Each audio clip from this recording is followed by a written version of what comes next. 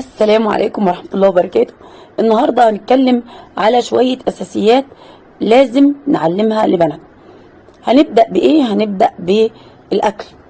لازم لما نيجي ناكل ما نعملش صوت، ما نعملش البالونة اللي بتتعمل على جنب.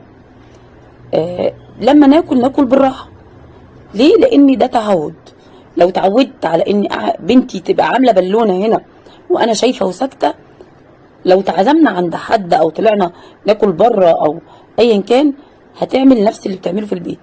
يبقى اول حاجه اقولها لها تاكلي بالراحه، تمضغي الاكل كويس، ما تعمليش صوت، والبالونه اللي بتتعمل هنا ممنوعه. دي اول حاجه. ثانيا الصوت، ما ينفعش اتكلم بصوت عالي ابدا. البنوته بيبقى صوتها واطي سواء كنا في البيت او بره البيت. هي كائن رقيق، فالكائن الرقيق ده ايه؟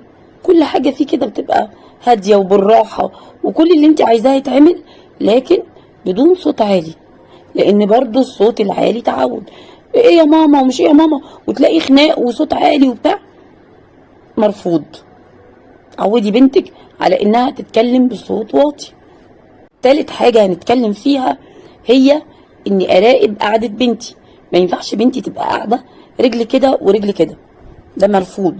لازم لما تبقى قاعده رجليها الاتنين مضمومين على بعض، وتبقى لما رجليها وهي واقفه او وهي قاعده.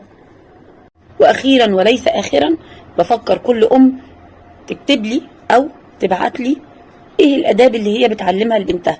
اكيد كلنا عايزين بناتنا يبقوا من احسن الناس، نتصرف بيهم قدام اي حد طبعا. اسيبكم في رعايه الله وامنه وسلامته. السلام عليكم ورحمه الله وبركاته.